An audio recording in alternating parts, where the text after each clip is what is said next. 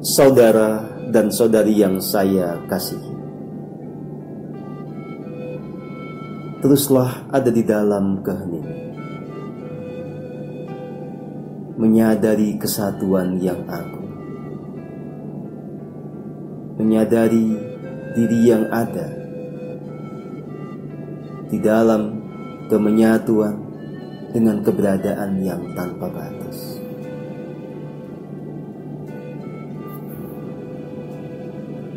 Kita menyadari esensi diri kita,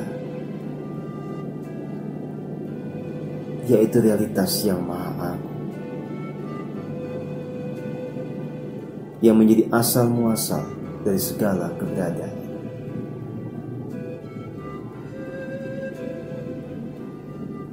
Silakan saja di dalam keheningan Anda rasakan kebenaran ini, kesatuan ini, kedamaian yang mutlak, kebahagiaan yang paripurna. Saat Anda bisa melampaui ego Anda, saat ego itu luruh, maka yang ada memang hanya kesadaran murni.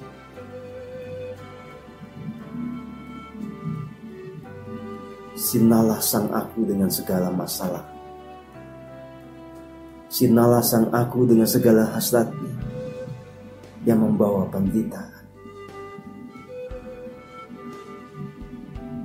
Dalam hening kita tenggelam sepenuhnya.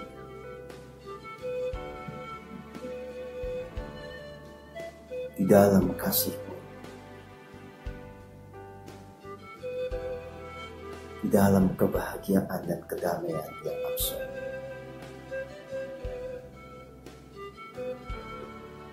Saudara dan saudari yang saya kasihi, bawalah pengalaman ini di dalam setiap langkah Anda, kapanpun dan dimanapun kita ada dalam kesadaran kesatuan yang agung. Mulailah juga untuk mengerti di balik keberadaan sebuah pohon ada realitas yang maha agung, ada esensi yang sama dengan esensi yang ada di dalam diri kita. Di balik kerja dan dinamika gunung-gunung, sungai, lautan, kita rasakan keberadaan esensi yang sama. Di balik mekarnya setangkai bumi, semuanya selaras. Kita menemukan esensi yang sama. Kemanapun wajah kita hadapkan, kemanapun kita melihat, kita merasakan esensi yang sama.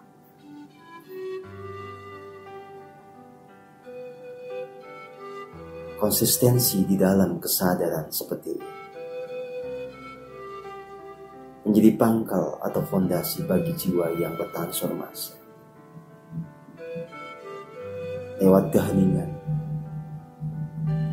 kita menyadari keindahan, keagungan, kasih murni, kedamaian, semua kualitas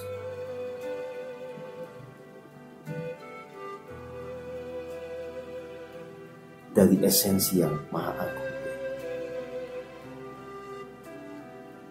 Dan saat kita terus-menerus berada di situ atau konsisten ada dalam kesadaran itu, kualitas-kualitas yang saya sebutkan tadi kemudian meliputi diri kita. Dan sebagai satu individu muncullah semua kualitas itu dan takarannya semakin tinggi.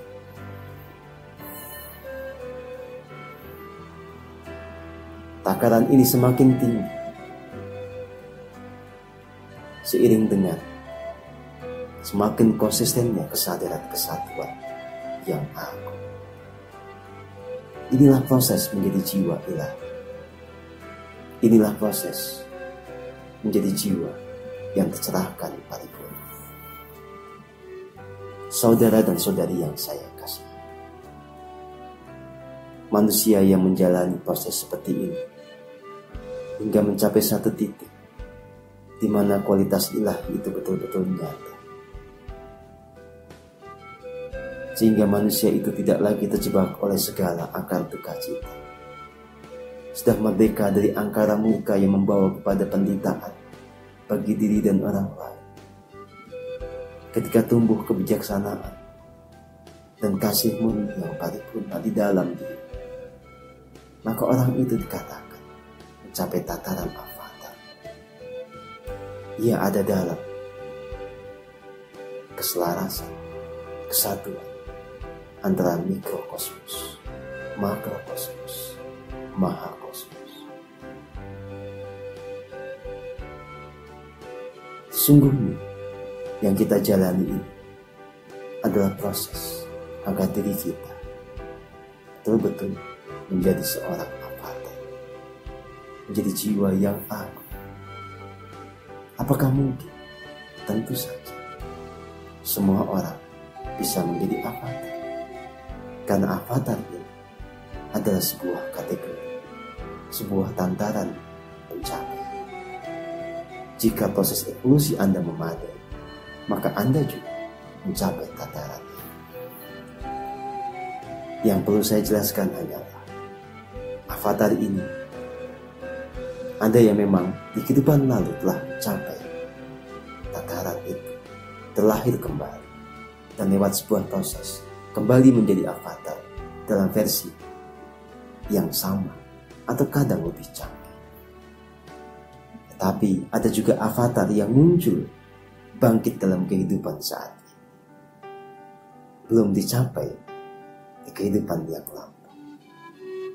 Maka siapapun juga Anda yang di kehidupan lampaunya belum mencapai tataran avatar, tidak perlu berkecil hati, karena bisa mencapainya pada kehidupan saat ini. Saudara dan saudari yang saya kasih, lalu untuk apa keberadaan seorang avatar?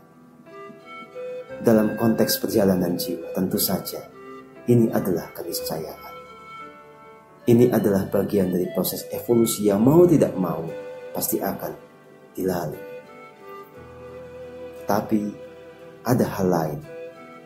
Mengapa keberadaan avatar ini menjadi penting? Bagi bumi ini,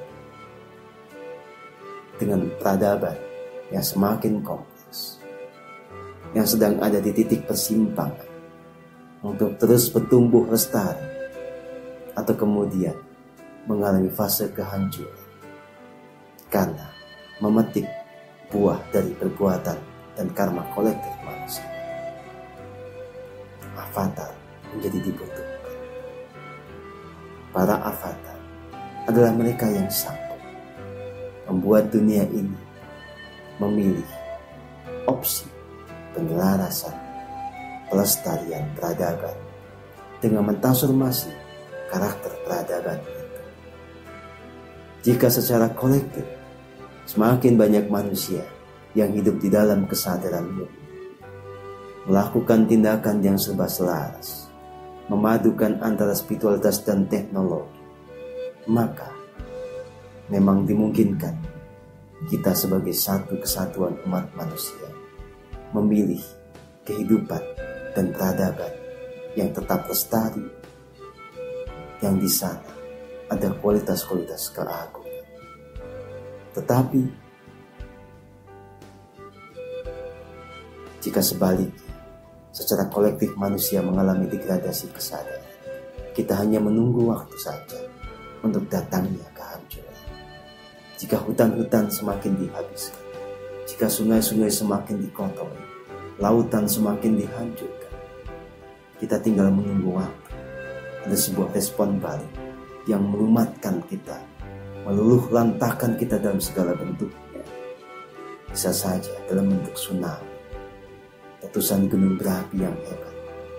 Bahkan juga bisa dalam bentuk perang yang kita ciptakan sendiri.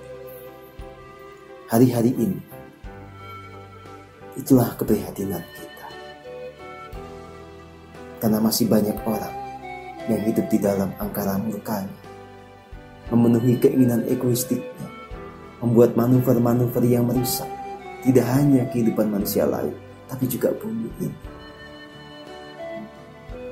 Pada titik inilah kita bisa mengerti mengapa dibutuhkan banyak keberadaan avatar, jiwa-jiwa yang agung, jiwa-jiwa ilahi yang tercelahkan. Hanya mereka yang punya mahadaya untuk menciptakan keajaiban, untuk membuat perubahan pada kebijakan di semua pemerintahan, untuk melampaui pertentangan dan potensi peperangan. Hanya avatar dengan kasih murni yang tanpa batas yang bisa menyatukan manusia.